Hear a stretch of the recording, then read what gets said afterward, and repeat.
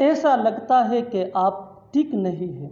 ऐसा लगता है कि आप डॉक्टर हैं। ऐसा लगता है कि आप वहाँ नहीं गए थे।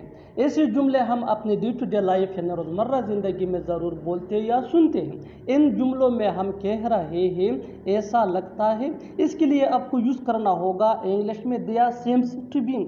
आइए कंप्लीट स्ट्रक्चर देखते हैं।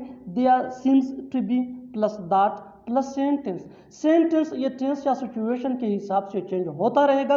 देयर सीम्स टू बी ये वही का वही रहेगा, विच मीन ऐसा लगता है। अच्छी तरह समझने के लिए कुछ मिसालें देखते हैं। ऐसा लगता है कि आप ठीक नहीं हैं। There seems to be that you are not fine. There seems to be that you are not fine. ऐसा लगता है कि आप डॉक्टर हैं। There seems to be that you are a doctor. There seems to be that you are a doctor. ऐसा लगता है कि आप वहाँ नहीं गए थे। There seems to be that you did not go there.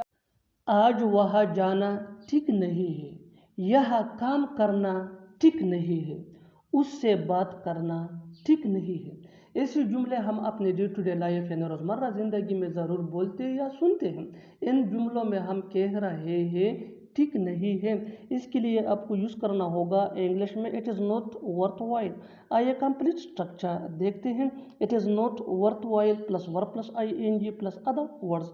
अच्छी तरह समझने के लिए कुछ मिसालें देखते हैं। आज वहाँ जाना ठीक नहीं है। It is not worth while going there today. It is not worth while going there today.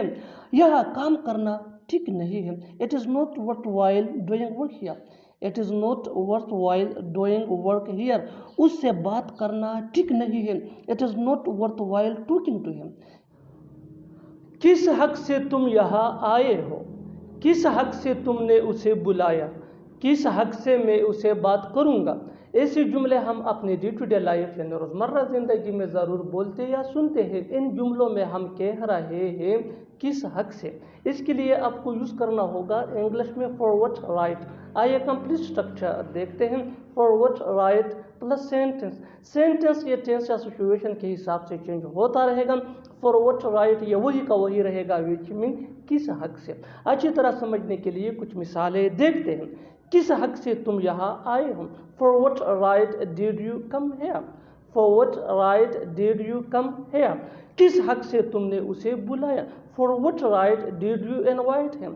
For what right did you invite him? किस हक से मैं उसे बात करूँगा? For what right will I talk to him? इतनी सी बात पर नाराज मत होना।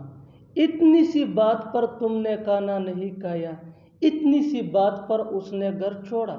ऐसे जुमले हम अपने डे टू डे लाइफ यानी रोज़मर्रा ज़िंदगी में ज़रूर बोलते या सुनते हैं। इन जुमलों में हम कह रहे हैं इतनी सी बात पर, इसके लिए आपको यूज़ करना होगा इंग्लिश में ओवर सच ट्राइफल्स।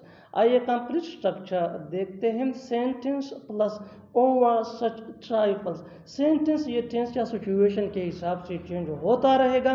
ओवर सच ट्राइफल्स ये वही का वही रहेगा, विच मीन इतनी सी बात पर।